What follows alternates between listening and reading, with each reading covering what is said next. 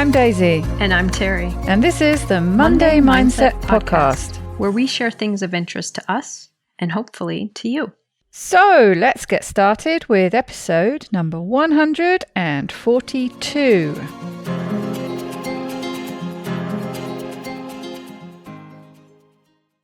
And this week, it's Daisy's turn to share something with us. Daisy, what do you have? Well, Terry, I am back with one of our favourites that both of us have used quite a few times on this podcast, and that is Jim Kwik's podcast, Kwik Brain. Having shared a lot of newsletters recently, because of course they come up in front of me in my inbox, so I went looking through a few podcasts and I didn't have to scroll down far before a title of an episode leapt out at me. And you will realise why as soon as I tell you what that title is. It's episode number 316, How to Focus Your Distracted Mind. With Adam Gazzaley. And yes, I think this is something we both suffer from a bit, but it's certainly something that is a problem for me. And I've become very aware of it lately, and aware of it in the sense that I need to remind myself to get better about, well, I don't have notifications switched on everywhere, but I do tend to, when I'm editing, or transcribing, I'll have the Facebook tab will be there, and I tend to, when I have a bit of a stretch, I just have a quick look at, no, you got to stop doing that, you got to shut the tab down. So I sort of become a bit aware of these things sort of come in waves. You know what it's like, you knuckle down and you stop doing some things, and then bit by bit, slowly they creep up on you again. So this jumped out at me. And again, it's another subject that we've covered plenty of times before, and I'm sure we will continue to revisit many times. But it was somebody I hadn't heard of before, so I thought, well, this might sound interesting, and it was. Adam Gazzaley is an MD, PhD, Professor of Neurology, Physiology and Psychiatry at UCSF. He is the founder of Neuroscape, host of a national PBS show, and the co-author of The Distracted Mind, Ancient Brains in a High-Tech World. And they start with just kind of defining, well, what is attention? Why does attention exist in the first place? Well, we can't put our focus everywhere at the same time. It's not possible. Our brain can't do it. We have to select what we focus on. So attention, he says, is about selection. And this selection process, he talks about it happening through two main forces, bottom up and top down. And the bottom up force is the more ancient force, or draw on our attention. And this is mostly things in our environment that are very important or impactful. Things like loud noises, flashes of light, etc. They're related to survival in an evolutionary context. Things that maybe you needed to avoid, be fearful of, or maybe to find, go out and seek and find, whatever it was. But it was, taps into that ancient part of your brain, the fight or flight part, important, going way back to our ancestors to stay alive and to thrive. So it's this high sensitivity to the environment. That's bottom up. And then you've got top down. This is where our attention is not dictated by the stimuli in our environment, but the decisions you make on what you want to focus on based on your goals. It could be very different from what is important or driven by environmental stimuli. An example he gives is if you're in a restaurant where there might be a lot of bottom-up forces at play. Maybe there's loud music playing, the waiters are milling around, someone drops some plates somewhere, there's talking going on all around you, and your primitive brain is picking up on all of that, and it wants to respond to that. That's the bottom up forces. But your top down forces, this more evolved part of your brain suppresses all of that to an extent that you can focus on, say, the conversation you're having with your dinner partner. It might be less environmentally salient. It's at, say, a lower volume. So you've really got to focus on what they're saying and dumb down all those other things that are trying to get the attention of the primitive part of your brain. So yes, so it's less environmentally salient, but it's of higher importance to your goals. So everything, he says, is a balance of this bottom-up and top-down force. But it can be difficult to filter all of this out. The food looks so good. Oh, I know that song that's just come on. The waiter just dropped a tray and it's distracting my attention. Oh, those lights were a bit too bright.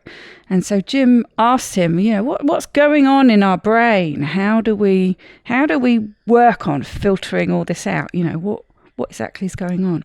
And he talks about this act of suppression or ignoring all these other things, these environmental stimuli. He says it's not a passive one. And apparently, according to him, for a long time, the scientific view was that they were just two sides of the same coin. So by focusing more, you're ignoring more. But his research using brain imaging shows that they are dissociable processes. This is what he calls them.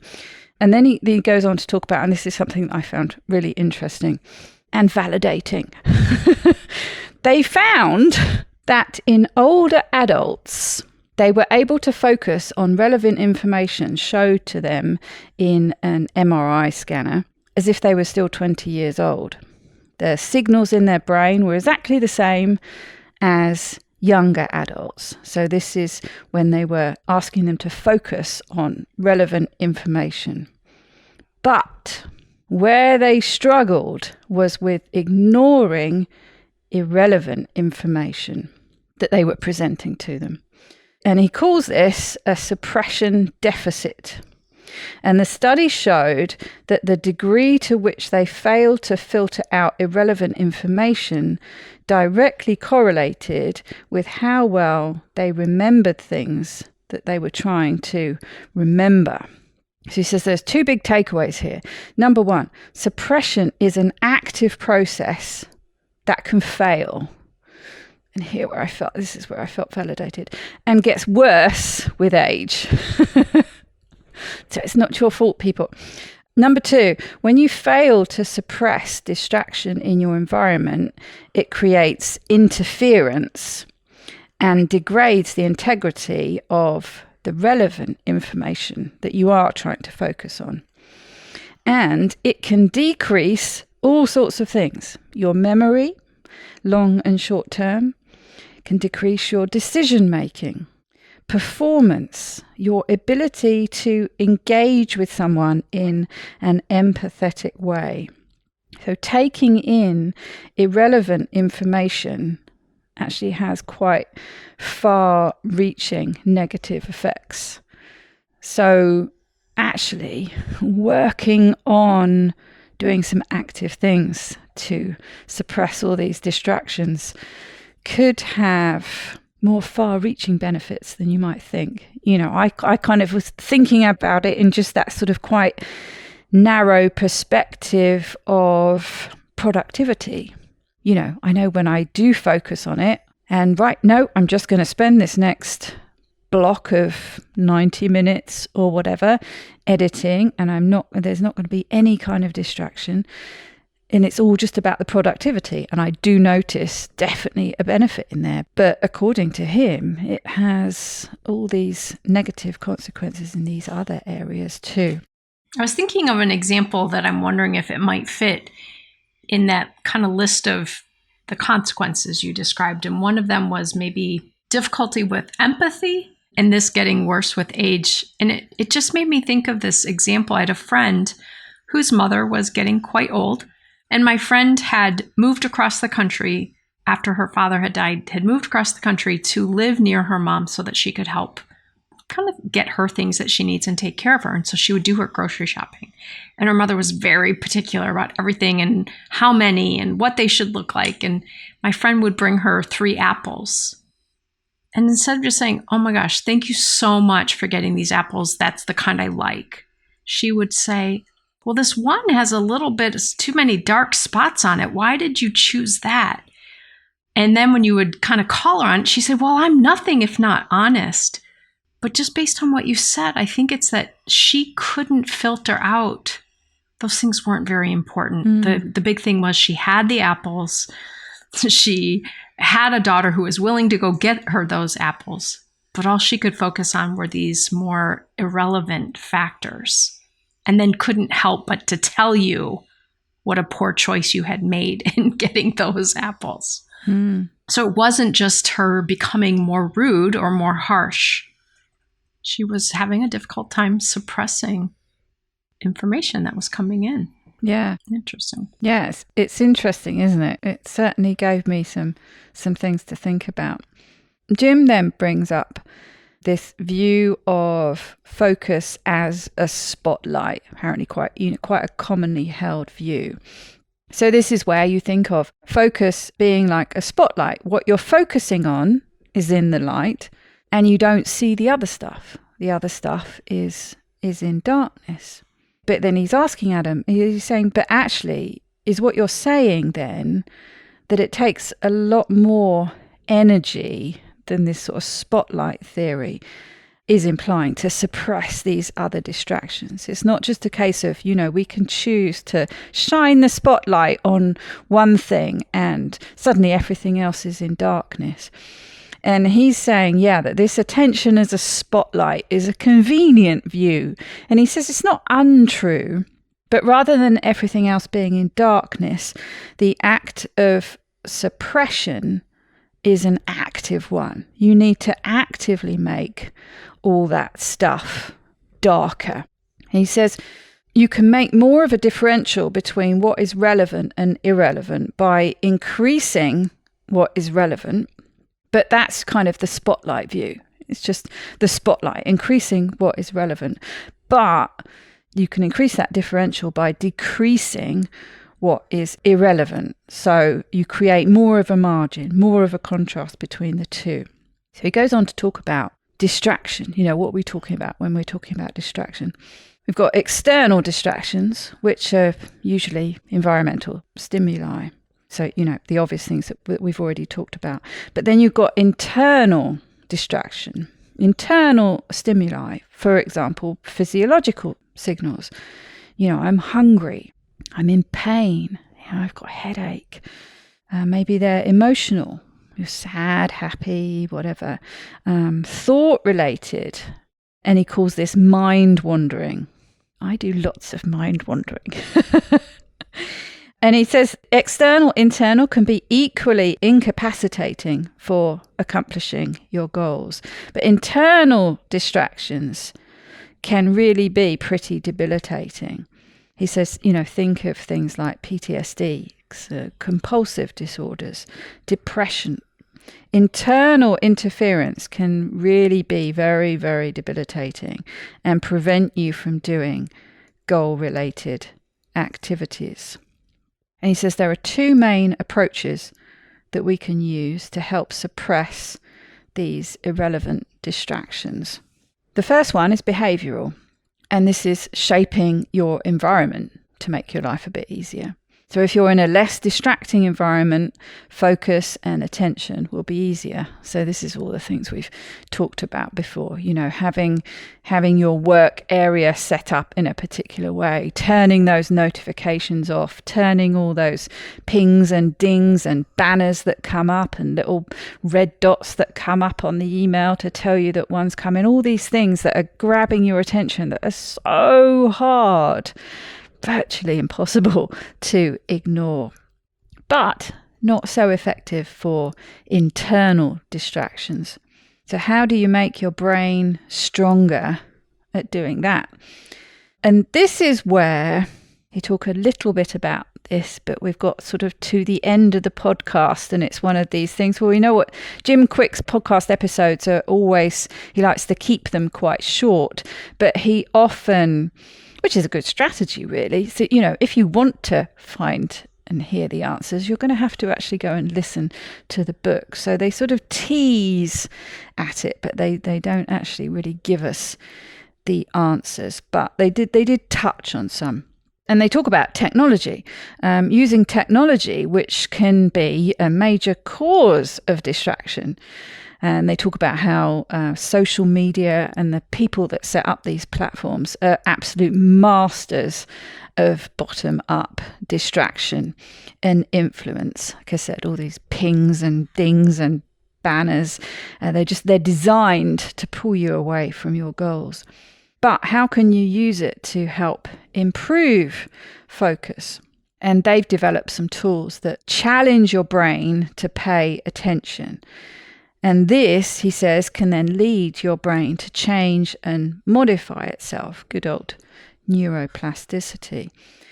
So if you can challenge your brain to focus its attention in a targeted way, this can then improve attention elsewhere. And they've shown this in studies that they've done.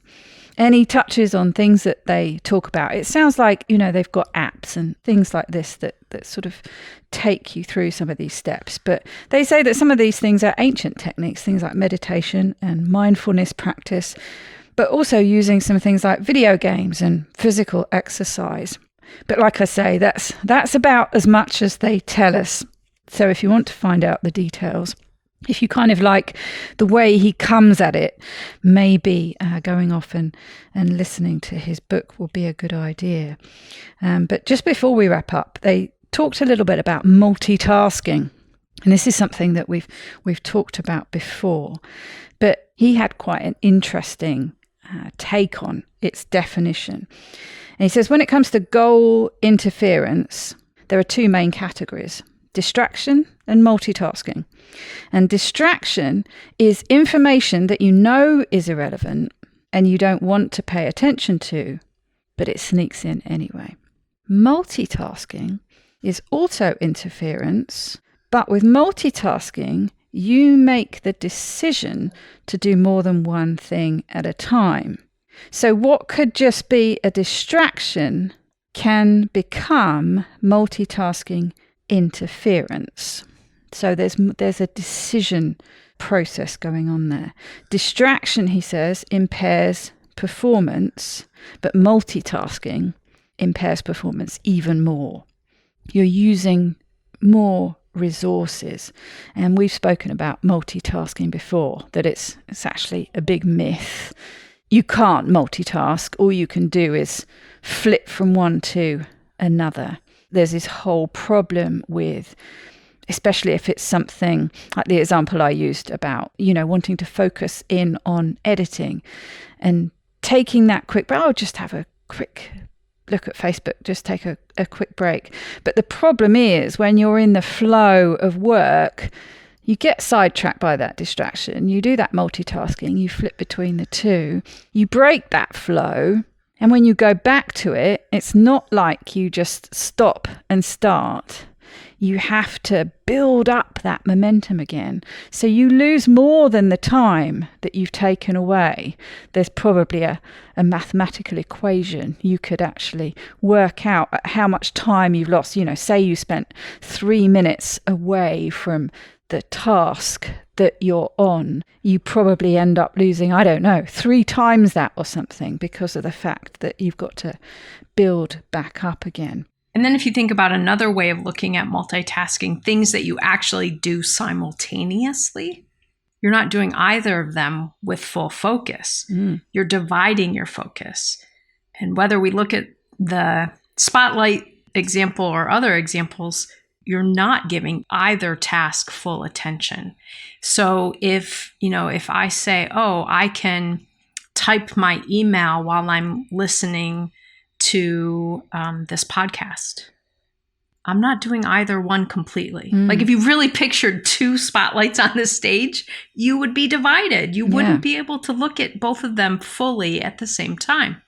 So while I'm really focusing on my email and paying more attention there, I've missed what they've said in the podcast. And if I'm really interested in what they're saying in the podcast, I'm screwing up my email. I'm not paying complete attention there. So multitasking also it dilutes our ability to focus. Yeah, and he says we need to practice more single tasking. He said, we quite like, our brain likes variety. We get dopamine from variety. We like to dip in and out of different things, and just focusing on one thing is more quote unquote boring. But he says, find the joy in focus, in single tasking. And he really says it starts with awareness. Be aware that you're doing it, then start developing strategies and habits to help you move more towards single tasking than multitasking. And I know we've talked about this before with multitasking, and I do think it depends. It does depend what you're doing. Some things you can multitask quite well, and I suppose it depends how much focus you need to put on it. Like you can, you can be walking and listening to a podcast. And I suppose because the walking is mechanical and almost automatic, yes, there's still got to be some focus on your surroundings and things like that. But it's at a fairly low level of concentration, so you can put more concentration. But your focus is still split.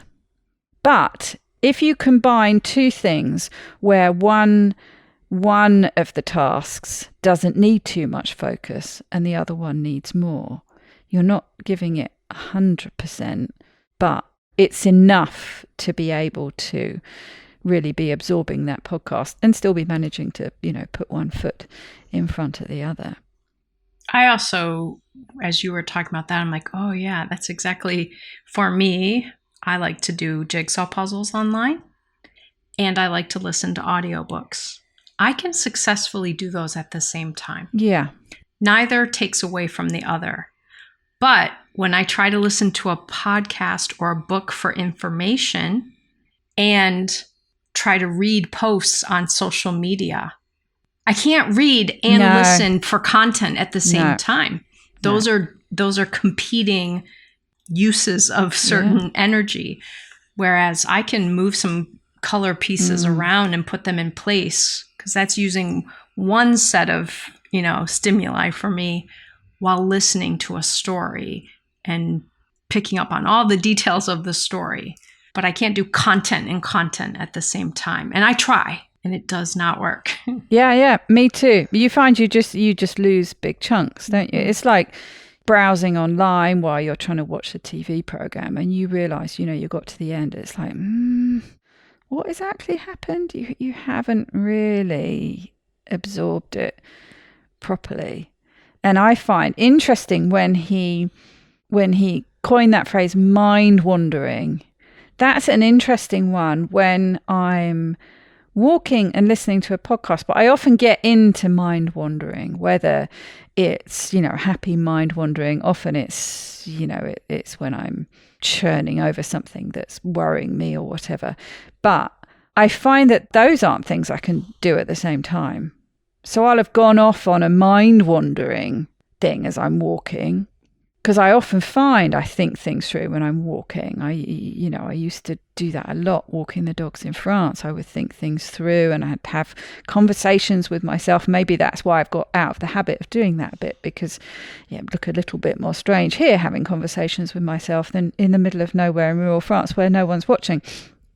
But interestingly, yes, when my mind is wandering, I suddenly realised, I'm going to have to rewind and listen to that chapter again, because none of that went in when I was mind wandering. But yeah, I could be doing a jigsaw puzzle or colouring in, and I would be getting enough of that coming in that I didn't feel like I'd missed the whole chapter I was listening to. Absolutely. So I'm going to have to go listen to the book to learn the more detailed strategies. Is that right? Yes, well, same here.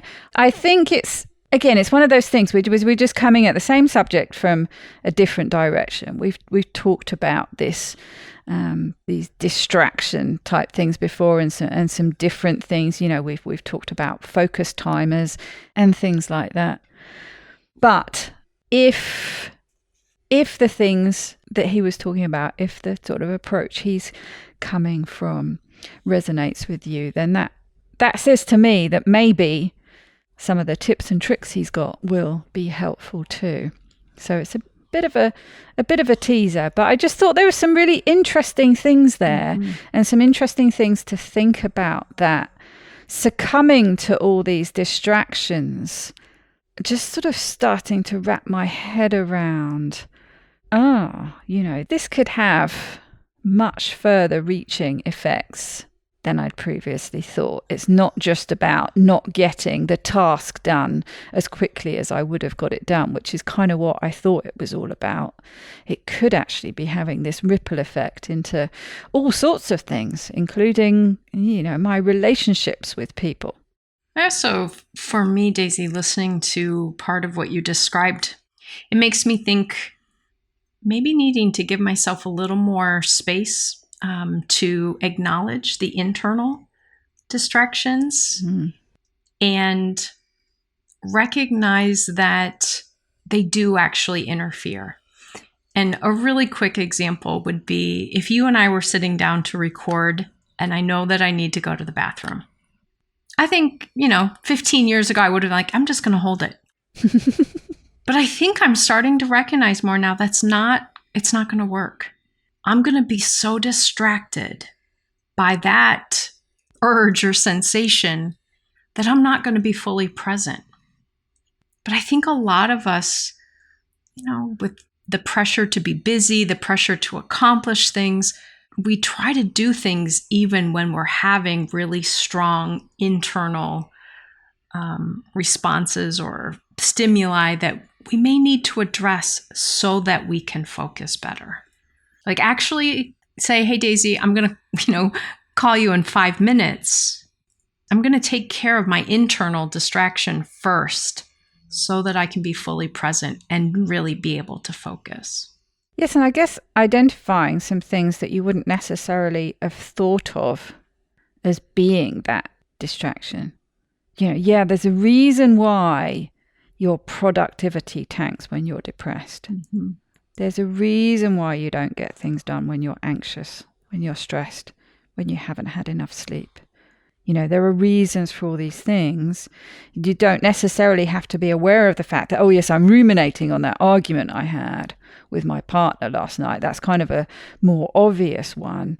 But your mood being a bit low or whatever, that you can't necessarily pinpoint, but actually there might be these other things going on that, like you say, that just need to be a bit more aware of, needing to take care of yourself and these inner distractions. Especially as we age, as he said, because yes, we're going to be able to suppress them less. Very good, Daisy. Yes, MRI scans prove it. Mind you, that in itself is a bit depressing. Really. But that's for next week's topic. Yeah. Well, in the meantime, I hope you have a very wonderful week. Take good care, everybody. Bye-bye.